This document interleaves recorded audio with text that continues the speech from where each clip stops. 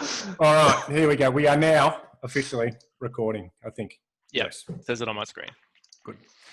Welcome to the Boss Podcast, the podcast that helps you become better at using social for sales and lead generation. Today, we have another of what we call our masterclass. This is where we pull apart a particular social selling technique or strategy and share it with our listeners so they can go and take action themselves. Today, I'm joined by some master stars. Chris Justice, thank you for joining us. Hey, Mark, good to be here. Terrific. Good to have you, Chris. Please stay alive during the podcast. I'm going to take it over. Yep, I might just hand over to you and off you go. You can do it by yourself. Joining us today without a cough is Stuart Turner. You're the Chief Growth Officer from Binary M, I believe. I am. Thanks very much. Good to be back, Mark. Pleasure. And also Mr. Tino, the CEO, no less. Thanks, Mark. Delightful to be back. Good to have all three of you superstars on the show today. So the concept today is going to be, how do we use social to actually start real conversations? And of course, the reason why we're talking about this now is there's some solid research around so many people are using social now in the age of COVID, when so many people are in isolation or a version of the work from home situation. More and more people are on LinkedIn, more and more people are digital selling. And of course, we're big fans of that. That gets 2 thumbs up from us. But there's probably a lot of people, I know there's a lot of people that are struggling with that concept of what do we do? How do we actually find somebody on LinkedIn? How do we interact with them? And then how do we start a conversation offline, so via a telephone, email, whatever the case may be, that I get to talk about my products and services in a sales way, like a proper sales meeting. And so, Chris, we've got you on today as one of our masters. Can you give us a little bit of a background about your expertise in outbound calling? Yeah, definitely. So previously, before the whole COVID situation hit, I was managing an outbound team of around 30 to 35 agents. We were working on behalf of the same number of clients. And we were tasked with doing the world's most favorite sales job of outbound cold calling and introducing companies to other companies and setting meetings. So that was a fantastic experience. And during that time, rolled out a couple of different methods and brought a few new insights that I thought might work. And we had some great success. So that's basically been my little stint there. And then previous to that, lots of work in the sales space and research into the passion of psychology. Yeah, great stuff. So we had you on the B2B meetup in 2019, of course, where you came and just blew absolutely everyone away with your process around outbound calling. And I think, guys, and I'll get you to either agree or disagree, Tino and Stuart, but I think Chris was probably our favourite presenter. And when I say our favourite, like the attendees really warmed to Chris. I think he went down a treat. Yeah, I mean, I didn't want to tell him to his face to make him get too big-headed about it, but yeah, I think he was definitely one of the I think the more engaging speakers. And like you were saying, nobody really likes the idea of outbound cold calling, but I think you managed to make it seem, one, less scary, and two, actually like something that you might even want to do. So that's pretty impressive. Yeah. I look at Chris. I mean, I think you're absolutely a superstar in this space, and that's why we've got you on today. So thank you very much for coming along. What are you doing? What have you got in the plans right now? So from a works perspective. Oh, geez. Besides getting a big head from being on this podcast and that little talk up, I've been working in a bit of the consulting space. So I guess bringing those insights that went down a treat with that audience. And thank you for having me, guys, on that meetup. That was fantastic. And just bringing those insights, sales training, really trying to bring that human element and encourage, I think, really the next generation into what is probably the most feared part of sales, cold calling. That's been me for a little while and thoroughly enjoying it.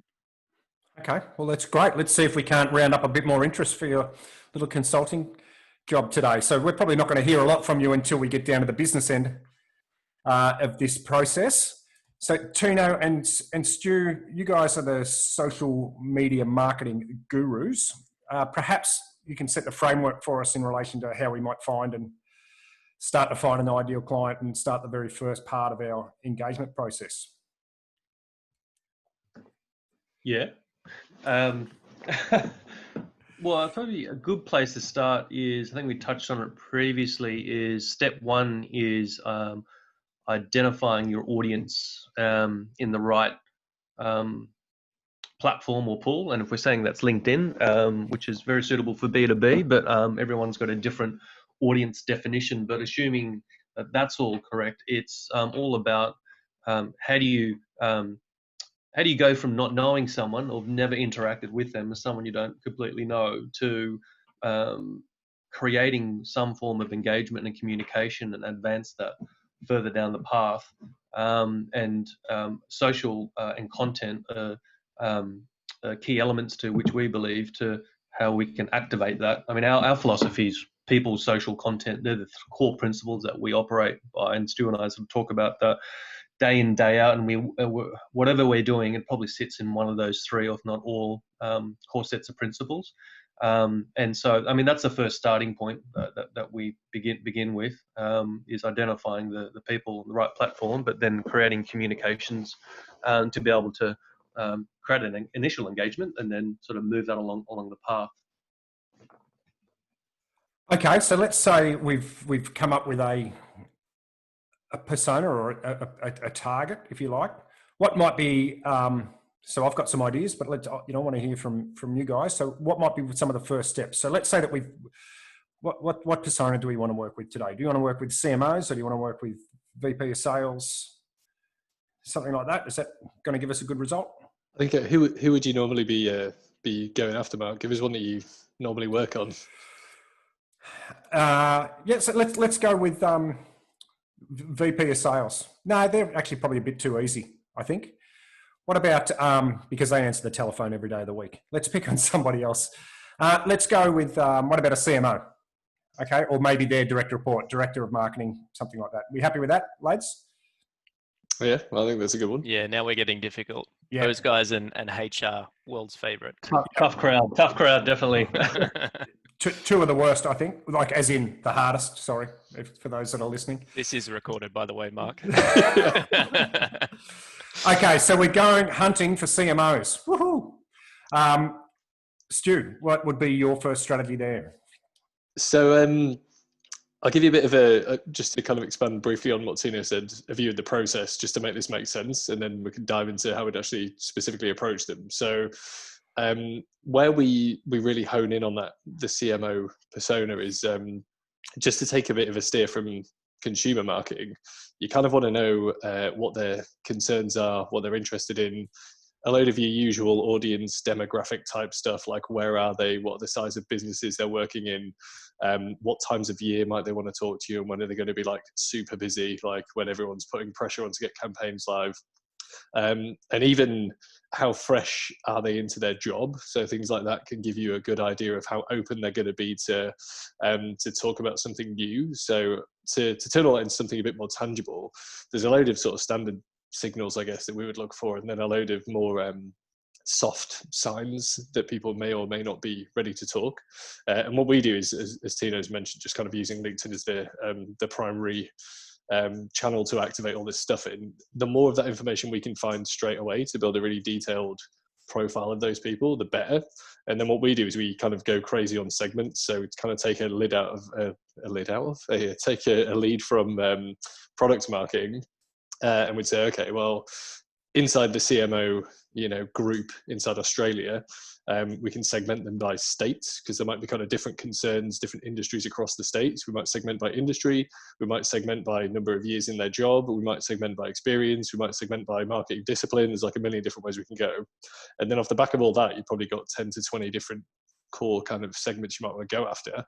And that basically gives you your then foundation to start researching those individual segments and really digging into what their primary concerns are in their roles, the things they're interested in, where their sort of possible likes or dislikes might lie.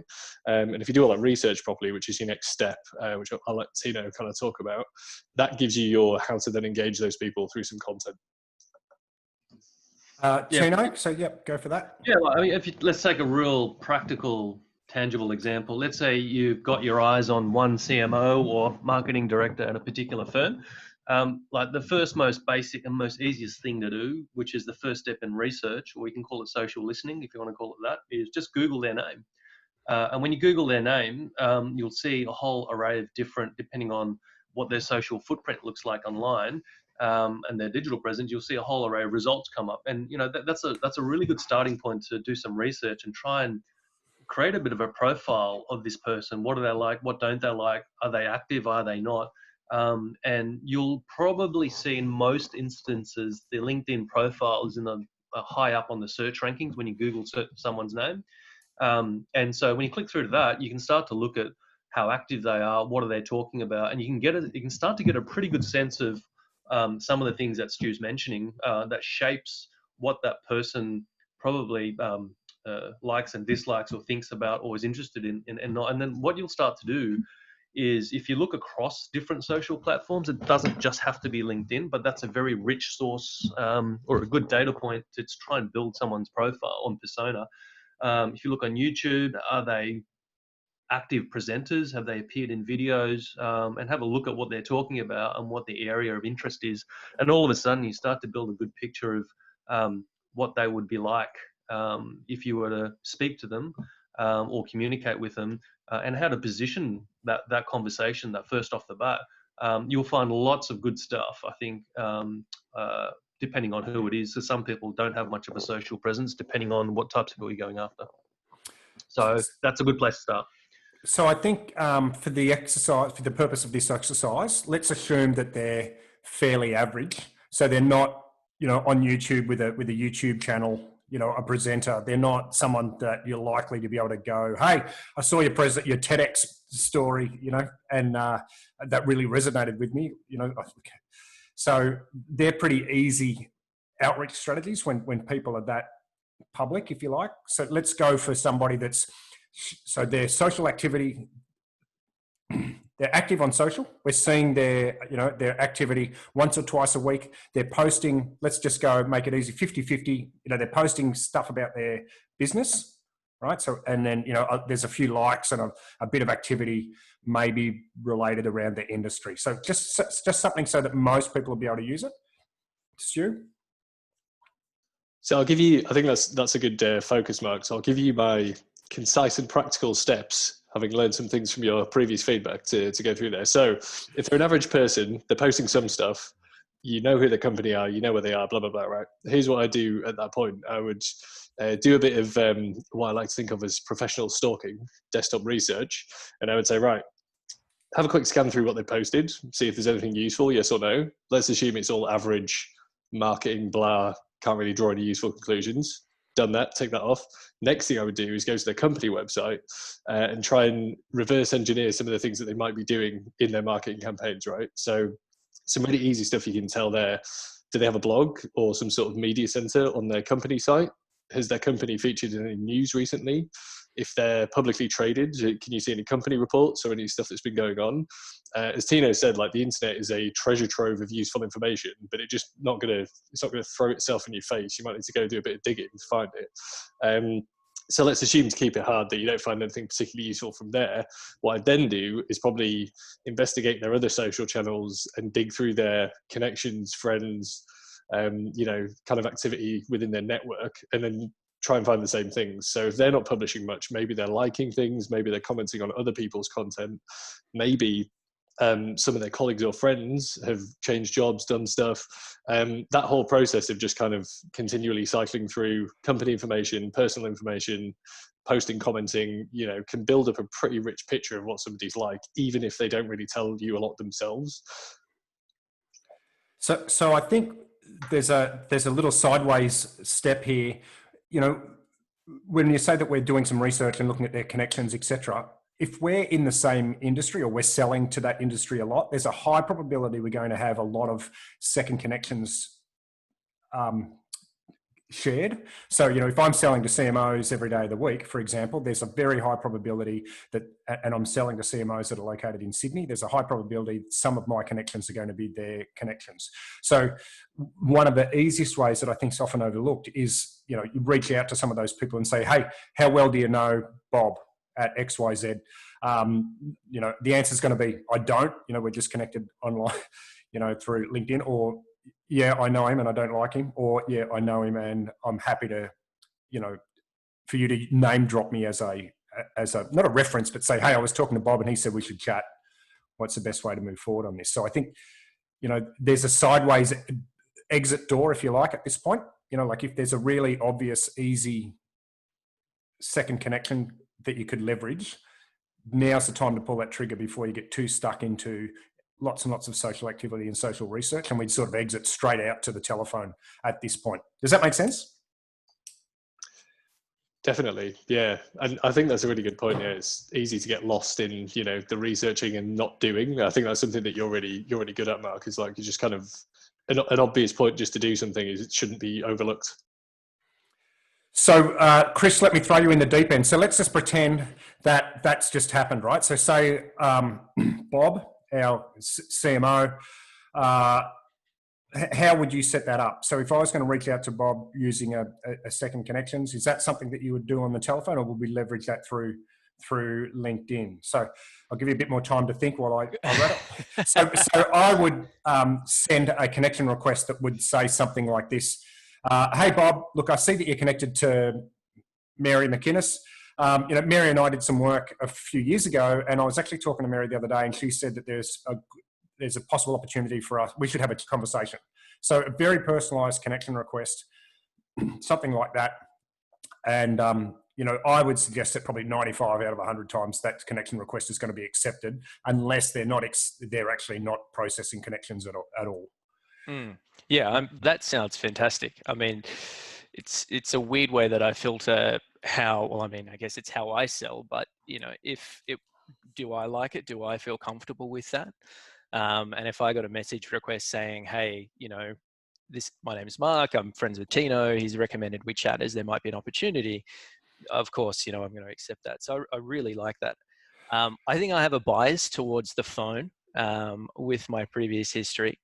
And I think being in the presence of 3 masterminds of social, don't know what I can really bring in that space that you guys wouldn't kind of be able to build on. But I think a referral is one of the most powerful things that you can get. And even in cold calling, if you manage to get through to, say, just quote unquote the marketing department, not necessarily the decision maker you want to speak to, having someone say, oh, you need to speak to Mark, they look after the SEO of our company.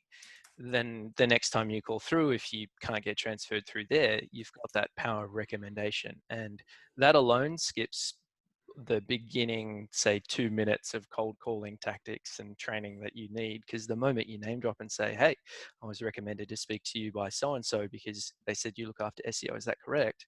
They go, yes, and the door's open. Is that technically no longer a cold call if you've been referred in then? So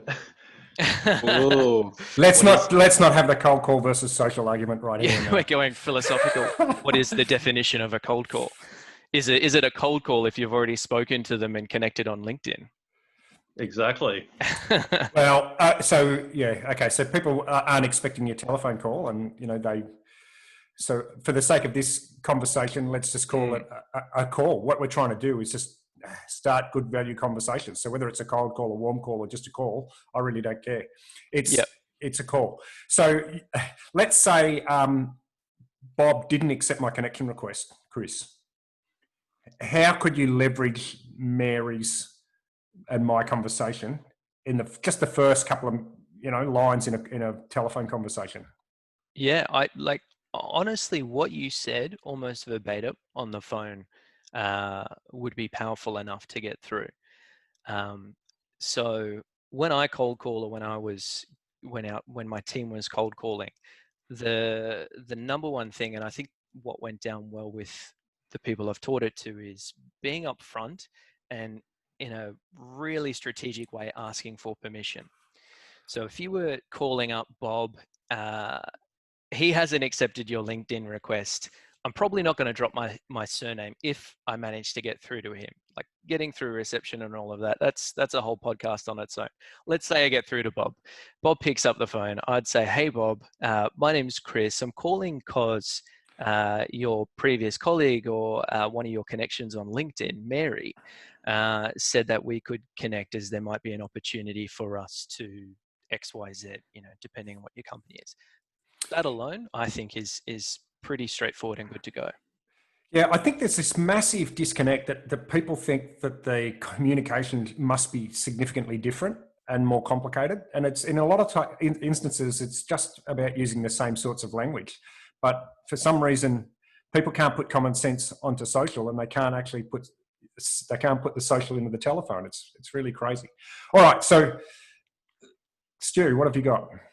I was just going to call out something you said there, Mark, that I think was quite important, where you, the significant point, I think, is what people get stuck on, where they feel like every piece of communication has to be really significant, whereas, it is in a sense because you're reaching out. But at the same time, exactly as you guys are saying, it's fine just to be like, hi, I know someone they said I should talk to you, and then go from there, right? You don't need to over-engineer it.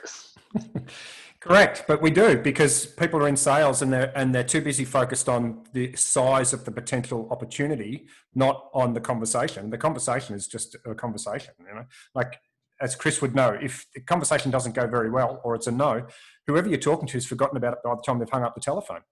Like, it's a non-event.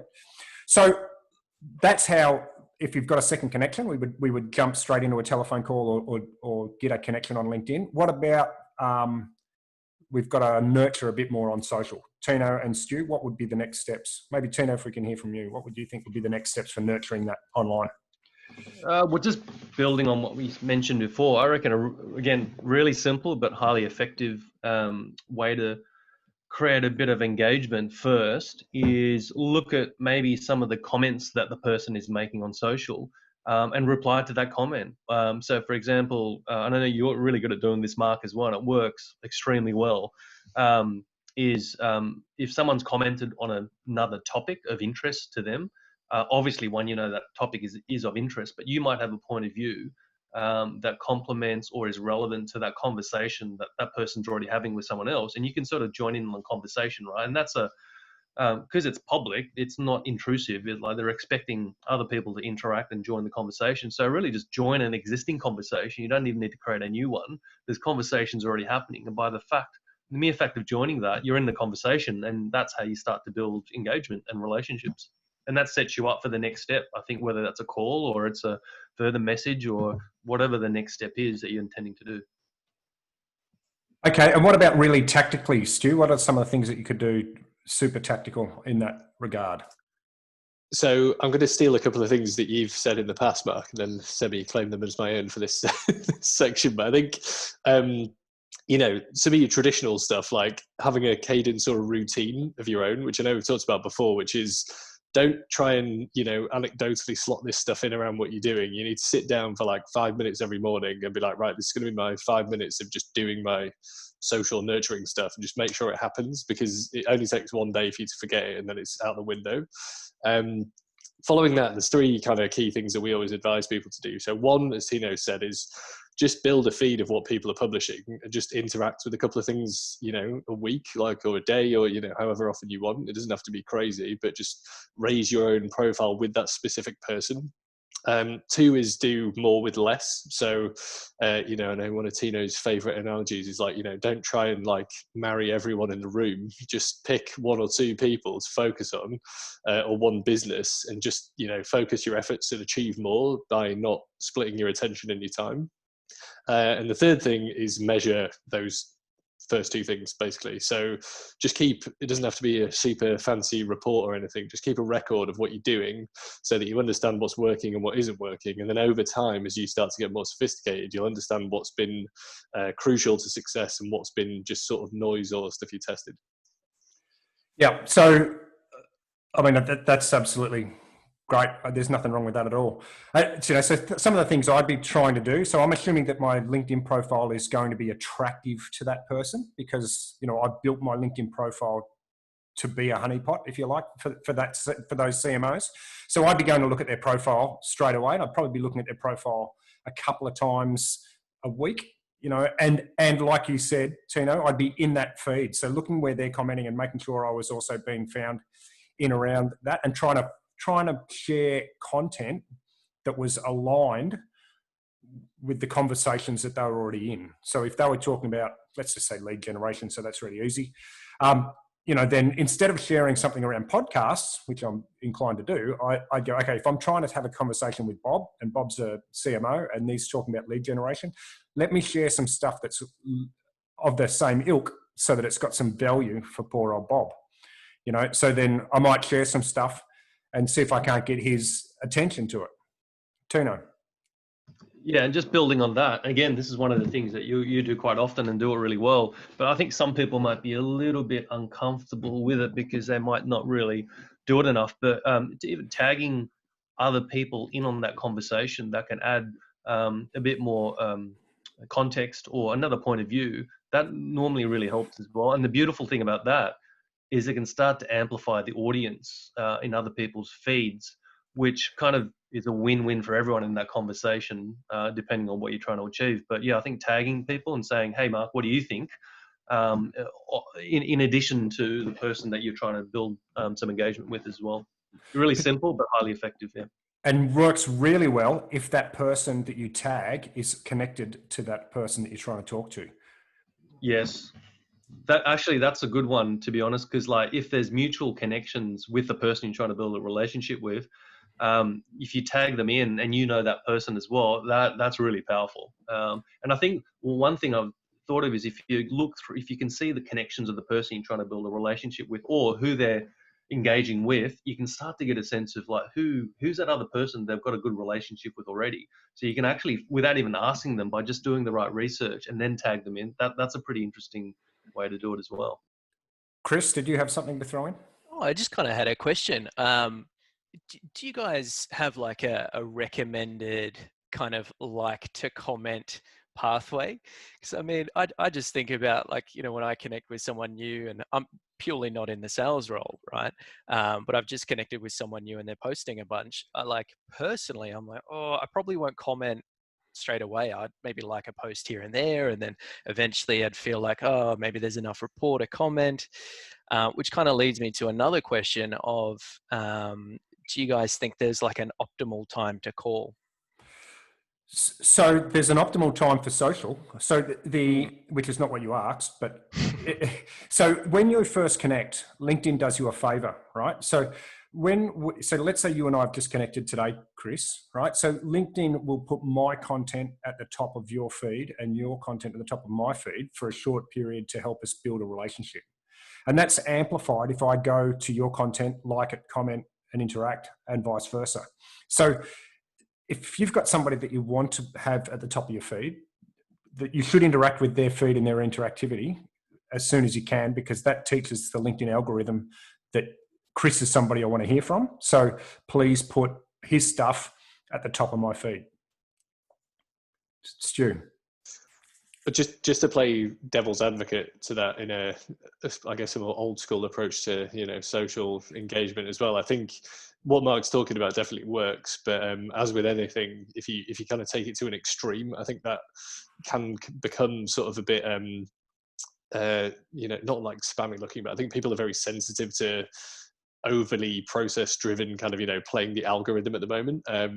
So I think the balancing that with just a more, what I would describe as a more natural way of engaging. So like the way that I do this, for example, is like connect to people kind of all the time, but I see things pop up in my feed and just kind of spray comments around just if I think something's interesting or someone's saying something like, stupid that has annoyed me. I'll just like dive in and try and be constructive in the commentary. But I think this to me is where the magic is, where you've got to balance things that naturally, kind of like resonate with you when you're on social with your stated business purposes, and just try and find a happy medium between those two to sort of generate the results that you want. But I also think that when you first connect with somebody, there's, like you're both new. So that's the opportunity to set the expectation. So I'm super active on LinkedIn, as we all know. So if you connect with me, God, don't connect with me and expect you're going to be left alone. because that's just completely unreasonable, like, and in fact, when people connect with me who I know they shouldn't, like people that I know outside of work, I often send them a message and say, I'm absolutely going to blow up your LinkedIn feed. Feel free to disconnect. I will not judge you. Right? So that's totally reasonable because it's a two-way conversation, social, not a one-way broadcast. So I think that's what it's all about, and I think we can't forget that, right? okay, so yeah, so there's some good tips there, I think. So we've now, let's say we've connected with Bob. Okay, so we've been on the platform, we've tagged people that we know. We've now got to the point where we can send a connection request, and that might be, hey Bob, I see we've come pretty close to each other. I like to say we've crossed paths. So, hey Bob, I can see we've crossed paths on LinkedIn here a few times in the last couple of weeks. We've got a few familiar connections, and I prefer to put somebody in there, such as Chris Justice. Let's connect. 99% of the time, that person's going to connect because they know that you've looked at their profile, they've looked at you, you've been in the same feed, you've mentioned Chris, they're connected to Chris. There's no way this is a templated outreach, right? They're going to connect. What do we do next, boys? Stu. Well, I'm just going to briefly hand off to the other two, so it's a bit of a cop-out. But at this point, I would say this is where if you've adopted my stalking approach, you go back to your very detailed notes on Bob, and you know that his company is just, I don't know, they're on the up. They've just closed some new funding round. He likes playing, I don't know, badminton somewhere at the weekends. Some other random thing about him. See, maybe he's more interesting than you thought, Mark, behind the scenes, despite the fact that he's bland on the surface. So what you then do is you take that information and you give it to the person who's going to be doing the calling. Like, so Chris, I'll pass this over to you. And I'd say, right, here's all the stuff that I found out about this guy, right? Here's my last interactions with him. Here's what ideally I would like to happen. And maybe a couple of other things that you can do if he doesn't want to do the thing that I want.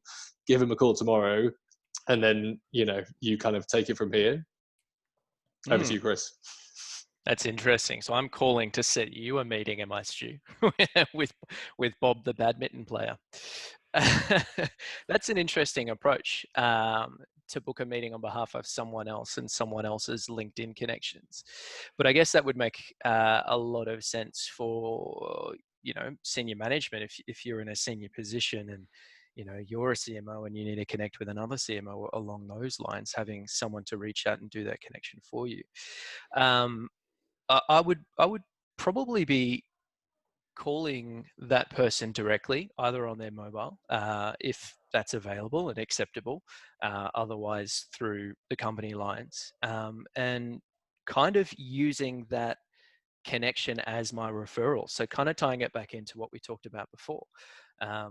Hey Bob, I'm calling on behalf of Stu. He's passed me on your details as you've crossed paths a couple of times on LinkedIn, and he's mentioned that there might be an opportunity for us to work together. Do you have hopefully I've caught you at a good time and I can introduce what we do in a little bit more detail and you can let me know where to go from there. I think that that referral is actually really nice in that situation. Yeah, it's pretty disarming for the person making the phone call too, because you're calling them on behalf of somebody else. So there's like this whole barrier of safety almost, so you're not rejecting me. You're not rejecting me. You're rejecting the other guy that I'm calling for. So, but I would like to see there be a little bit more nurturing of that online relationship before we got to that point, to be honest. So we've just connected with Bob. What else? Any thoughts there, Tino?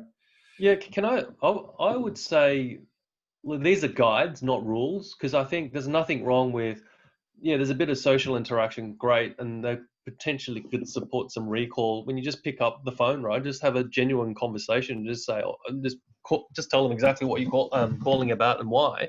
And if it's not the right time or moment of engagement, then what's the worst that could happen? But also, you might say, look, if now's not a convenient time, or if you prefer to interact or communicate by other means, i.e. email, would you like me to send an email?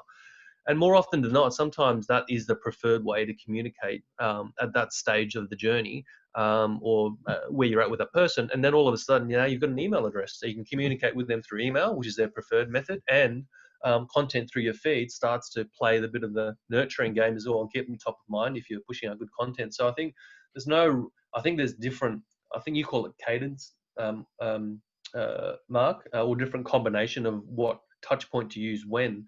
And I think everyone will have an optimal sort of combination depending on what their brand is, who their audience is, etc.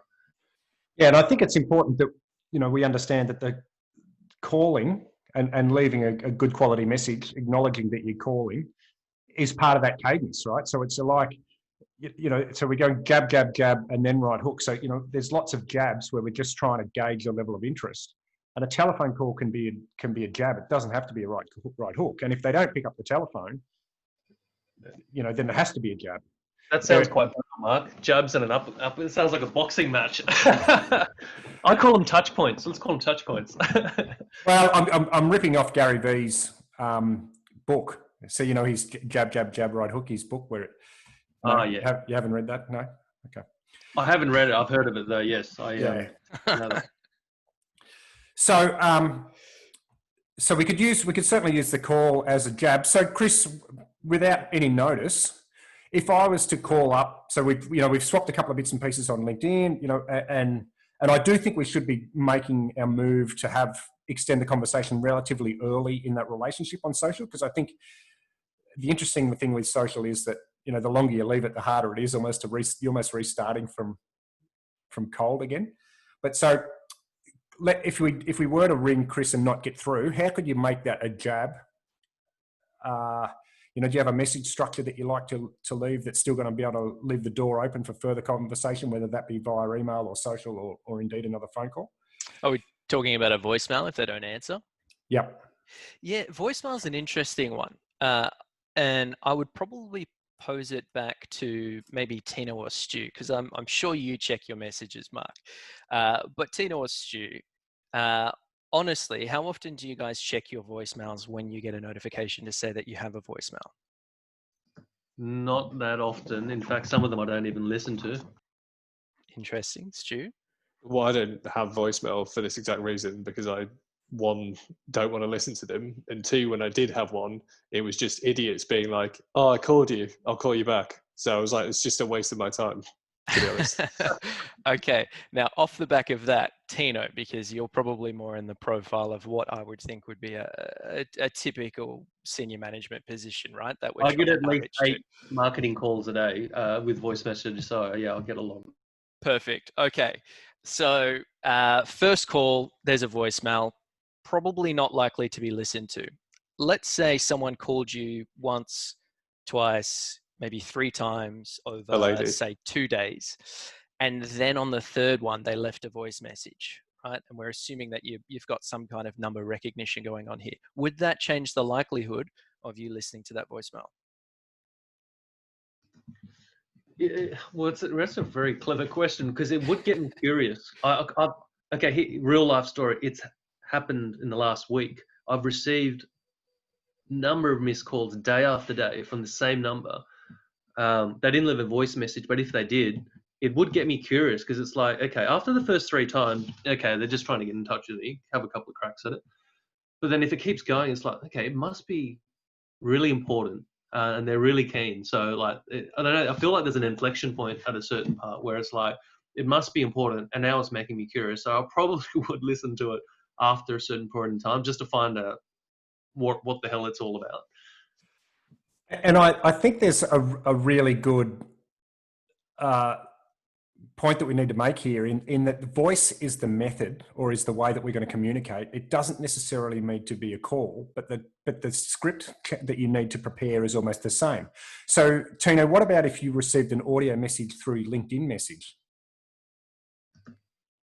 Well, that's interesting, because or what about a video message? You still got to use your voice. You've still got the same damn script, right? So we still need Chris's brain to go blah, blah, blah, blah, blah. It's just delivering it over one of those 3 different things, Stu, over those 3 different channels: video, telephone, or audio message. Stu, what have you got?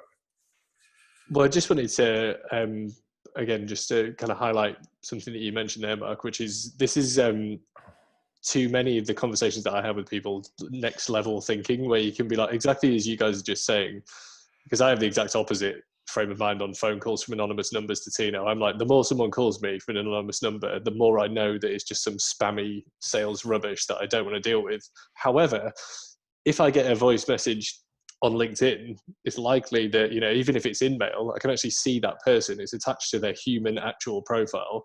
And then at least I can kind of be like, oh, well, if it's not interesting or whatever, I probably would listen to the message and see what they had to say. Whereas, yeah, like as you're saying, like the traditional way of, you know, random number call over and over again, like I think that's kind of obviously works, but there's more effective ways to deploy the same process in other channels that are probably going to be way more successful. Okay, so I think it's about building what I call prospecting pressure, right? So, and I don't mean that in a bad way. It's about getting to that point that Tino was saying, okay, whoever this person is clearly thinks they've got a significant message for me that I have to hear, because they're not just sending 2 emails and stopping, or they're not just liking 2 social posts and stopping, or they're not just calling twice and stopping. There's more to it than that, which is becoming unusual. Chris? Yeah, and that's exactly it. And so, you know, further to what Stu was saying, and kind of how Tino really reflected on it, there's a moment of curiosity. And there's, I think you're right, there is prospecting pressure, because you want them to know that there is something important, there's value here. But there's exactly what Tino said, by doing it in a really strategic way and kind of thinking about what the person's going to be receiving, you're creating a moment of curiosity. So if I called Tino, say twice in the same day, and then at a completely different time the next day, probably early enough so there's a bit of number recognition, that's the point that I would leave a voicemail, with the assumption that that is more likely going to be listened to. The follow-up from that is where it gets interesting, because in that voicemail I might be really succinct and say, hey, it's Chris calling from Mark McInnes Consulting, tried to reach you for a couple of days. And then at that point, I would drop in either the referral that we talked about, or, you know, we've crossed paths on LinkedIn a couple of times, wanted to quickly introduce what we did, see if there might be further value. I'll touch base with you again shortly. Something that's going to create another level of interest, but also what I'm really careful of, and what I have found works really well, is setting some kind of parameter, so that if you call them back, they know what to expect. So the next time Tino gets a call from that number that's finally left a voicemail, he was curious enough to listen to it. That's building something subconsciously going on in his brain. But if I've then set a parameter that the next time I call you, it's going to be a brief conversation, just want to introduce what we do in some more detail, and then we can take it from there, Tino would be more likely to take that phone call and kind of suss out what's going on. Plus, he knows that I'm a human. I'm not, you know, scripting some crazy sales stuff. Now, I'm assuming here, Tino, but I would hope that would be correct if you had a voicemail along those lines. Tino, is that a yes or a no? You're nodding, but you're not saying anything. Yes, I agree. No, but that's I totally agree with what you're saying there, because I think the amount of calls that I get, that's not subconsciously, I'm like, after a certain period of time, if they do leave a voice message, then yeah, everything that you've said that plays out is exactly how it does play out in real life. And so yeah, it's almost like, well, if you don't have time and you're busy, like most people are, there's this voice in my head that says, look, if it's really important, they'll call me back again. Yep. So Yeah. Stu? So I was just going to say, just to round that off, Mark, if you wind that back to Bob, the CMO that we're trying to reach, because I think there's some interesting stuff that we probably would do in there. There's a few assumptions you can make about marketers that would suggest that the voicemail through LinkedIn might work better than the phone approach, right? Because they tend to like new stuff that's a bit cutting edge and is interesting. And what you could probably do is draw in some of those insights from the research and the stalking, and at appropriate points, whether it's when you've just connected and you send a verbal thank you, for example, or if it's further down the track when you've nurtured a bit more and you send something a bit more detailed, and adopt Chris's approach. Like, I think that to kind of complete the journey for Bob, that would probably generate a really positive outcome from the engagement with him in particular, because of his role and who he is and blah, blah, blah. So yeah, I think there's a few interesting and very applicable things that came out. Yeah, and I think it's super important, and I know you spent some time on it at the start, but you've really got to figure out each persona around what's going to be appealing, but also the communication channels, So, if we were talking about a VP of sales, I'd be just going straight to a voicemail through LinkedIn or straight to a video on LinkedIn. I think you can just, they're going to see that and go, okay, I appreciate the boldness of that outreach because that's what I do as a salesperson. And so I think the barriers are different depending on their persona.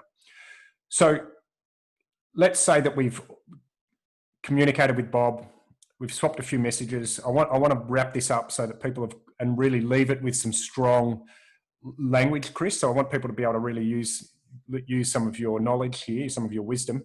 Let's come up with 2 strategies. One, let's say Bob said, yep, give me a call at 10 o'clock. So we've got a structured call. How would you set that up? And the second one is we've just been interacting on LinkedIn. We do have a connection in common. No, let's not do that because that'll be easier for you. Easy. Not everyone has that. Correct. So we've been interacting on LinkedIn. We've connected, or we're close to connecting.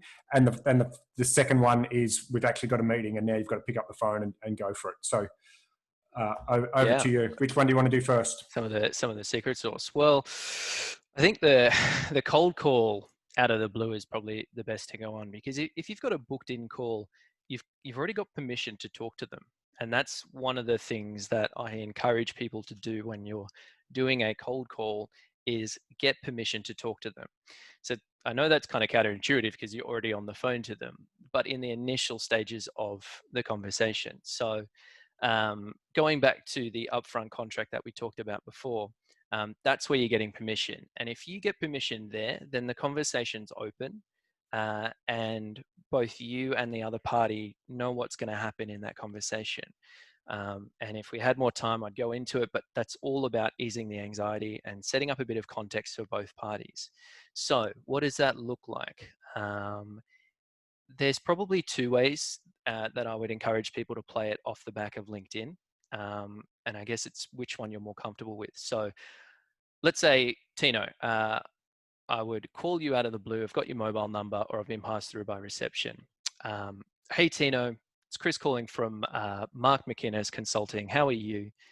Great. Yep. Thank you. Hoping I've got you at a good time. I've noticed we've interacted on LinkedIn a couple of times and wanted to briefly introduce what we do in a little more detail to see if there might be some value in a further conversation.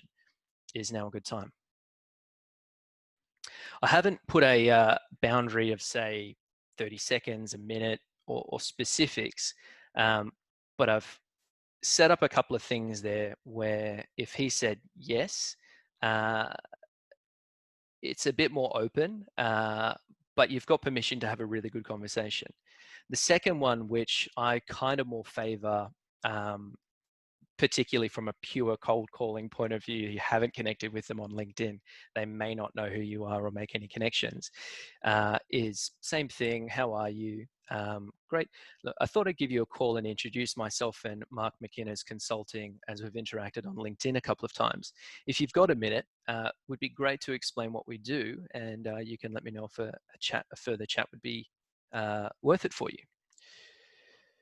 So the little inflections, I mean, that's kind of verbatim. And if you wanted to really script it, you can, but kind of naturally flowing off that will open the door.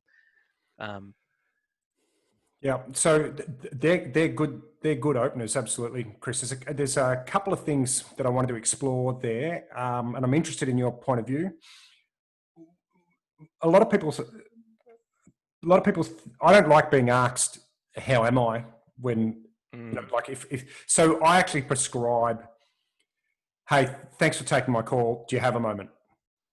Like, so I don't even introduce myself, and then they go, "No, great. When can I call you back?" Okay. And they say, "Well, who is it?" "Well, it's Mark McInnes calling from Chris Justice Consulting. Wanted to get some time in your diary. When's a good time for us to grab 5 minutes?"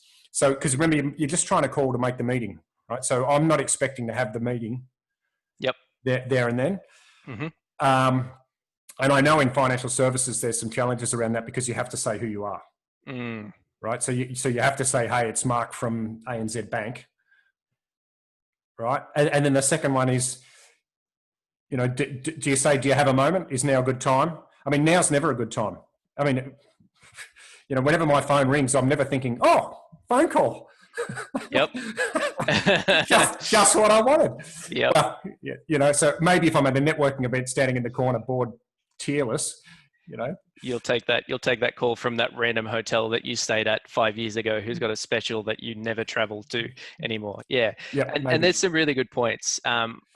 Personally, I like the how are you, and I'll come back to that. But in both of those scenarios, I didn't ask if it was a good time. I hoped that I got you at a good time. So I'm implying it.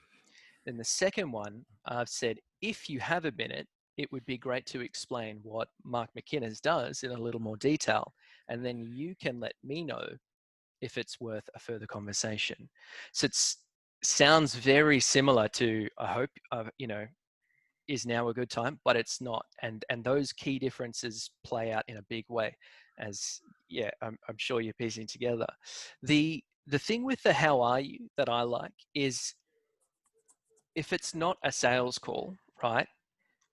What do 99% of calls start with? Hey, how are you? Hey, how are you?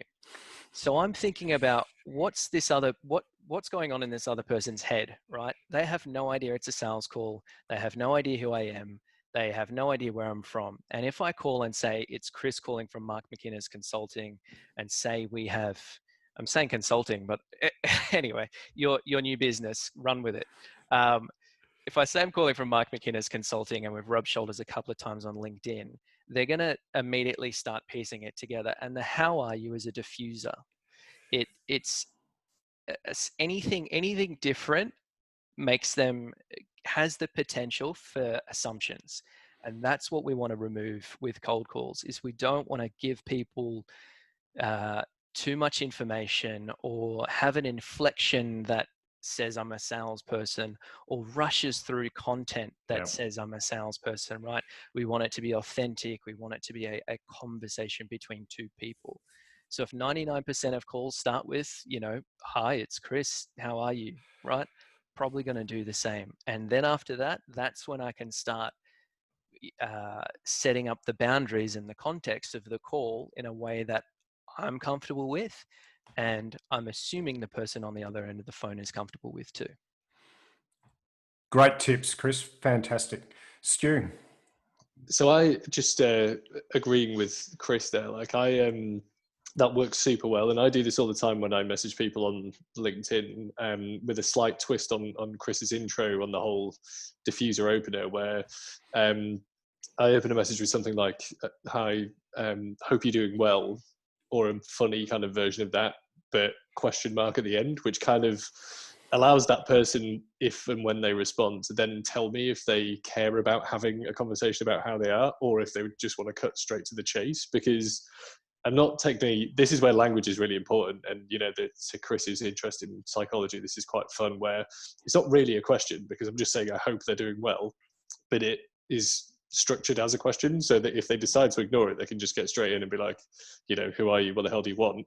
Or, you know, people fall into the other bucket and be like, oh yeah, really well, like, how are you? What's going on? And then it immediately allows them to tell you how they want to kind of be engaged in the next interaction, without it, you know, to Chris's point, without it seeming like an awkward or stilted start to the conversation, because that is naturally how I talk to people. So it's obvious stuff, but again, it's just kind of sticking to the basics, I guess.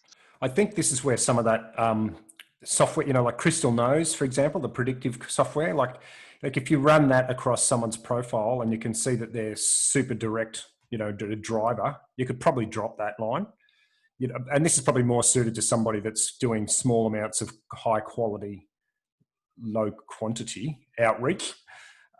You know, so you've got the time to be able to say, well, okay, this person is a more caring and sharing sort of type, so I should include some of that in my language, as opposed to this person's a high D. Let's just get straight to the point. So, no, we don't always have that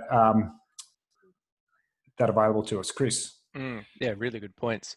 I just thought I'd answer the second question, right? Because you've had that where you're calling someone out of the blue, and really, I'm hoping what's landing is context is really important.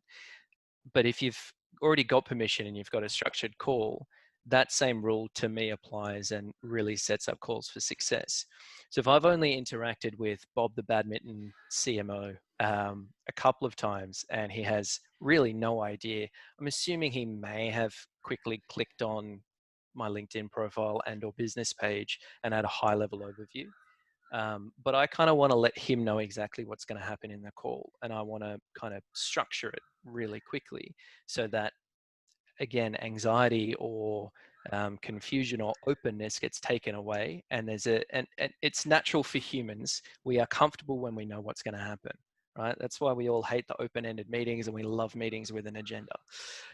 So I would do the same thing. I'd call them up. Hey, Bob, great to chat. How is your badminton? You've got the opportunity to do a bit of rapport and show you're human. And it exactly as Stu said, depending on how they engage with that, it depends on how you flow through the call. I can't tell you how many times I've done a sales call and the other person wants to talk about their weekend and what they care about for 10 minutes, and it's great. And then it kind of awkwardly falls into sales. And then you say, how was badminton on the weekend? And they go, yeah, it was great. So what did you want to talk about? They just kind of get straight to it.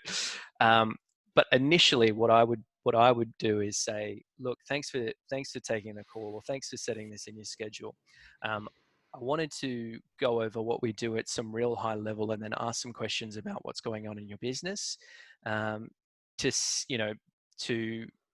learn a little bit more about what you do, see if there's some value that we might add, or potentially vice versa. I guess it's hard to play without knowing what the salesperson's representing on the other end. But I want to kind of set it up that I am going to tell you a little bit more about my business, and I would like to know more about your business, and then not just straight sales to them, but see if there's any opportunity for them to add value to you as well. If you can do that, it's really disarming. If you can't, because you're selling a particular product, like you're selling a product, structuring it in a way that you can that you want to ask about their business, I find is always really, really valuable. Okay, I think there's some great points there. I want to bring this to a conclusion so that we don't spend forever on this podcast. So let's go round the grounds. Tino, have you got anything to add? Just to build on what Chris is saying, or anything specific that you're looking for? I'll take that as a no. Well, it's worth me. I really like what Chris was saying. Just there's two words that really is an inflection point in the conversation, is if and hope. Because when someone calls me, if there's if and hope used, it's not like forced upon me. Like there's still a way out, and there's no presumptions that what I'm going to say. So that would be worth calling out just from hearing Chris speak as well. Okay, Super Stu.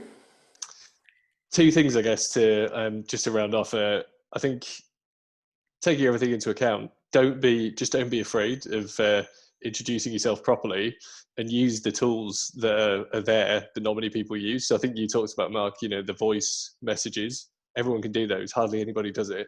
And video, which we use a lot. So like Loom and all those tools. Just do something different, and don't be afraid to put your face to your name, because you've kind of done it already on social. So I think it's easy to hide behind just a text message, but it's probably the worst way to leverage the tools that are at your fingertips now. Yeah. Chris, any closing words from you? Yeah, well, they're all really good points. I think now with the advent of LinkedIn and every salesperson having their face to their name, you can't just hide behind a phone and get rejected and then move on with your life and think there's going to be no recourse. There's a lot of added weight to it. So I would encourage people to lean towards authenticity. What is natural for you? Don't try and force something that you're not going to be able to follow through, because humans are pretty perceptive when we pick up on it.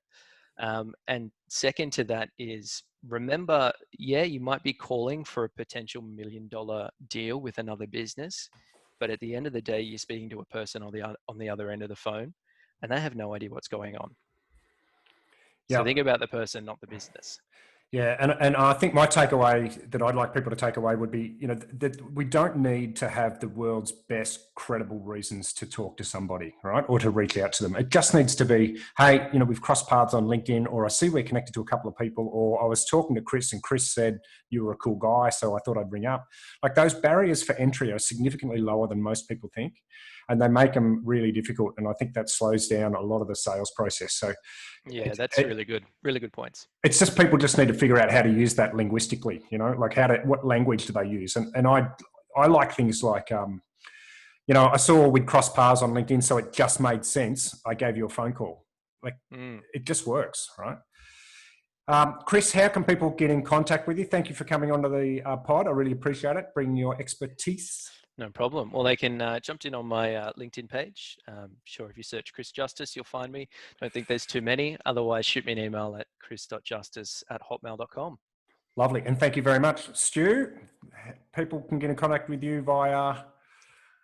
LinkedIn, primary. Just go to LinkedIn. That's it. Yep. Stu P. Turner. Don't forget the P. Yes, Stuart P. Turner. Very important personal branding reasons for that. It's a stupid, famous engineer and a doctor that I'm competing with. So it's tough competition. Tough crowd. Tino. Hit me up on LinkedIn. So yeah, that's probably easiest. Yep, and I'm exactly the same. So if you like this podcast, people, and you're a salesperson in APAC, send me a connection request saying, hey, Mark, loved your podcast. Let's connect. And I'll be connecting with you every day of the week. Make sure you send me a personalized connection request. I love those. Thanks for tuning in. If you enjoyed this episode, please tell your buddies. We're keen to have as many people getting access to this awesome content as possible. Gentlemen, I really appreciate your time today. Thanks very, very much. So Chris, Stuart and Tino, you're absolute superstars, true masters of the best of social selling. Thank you very much. Listeners, Thanks. I'll catch you all next week. Ciao. Thanks, Mark. Well done, boys. Good work. Cheers. Cool. So I think we did okay.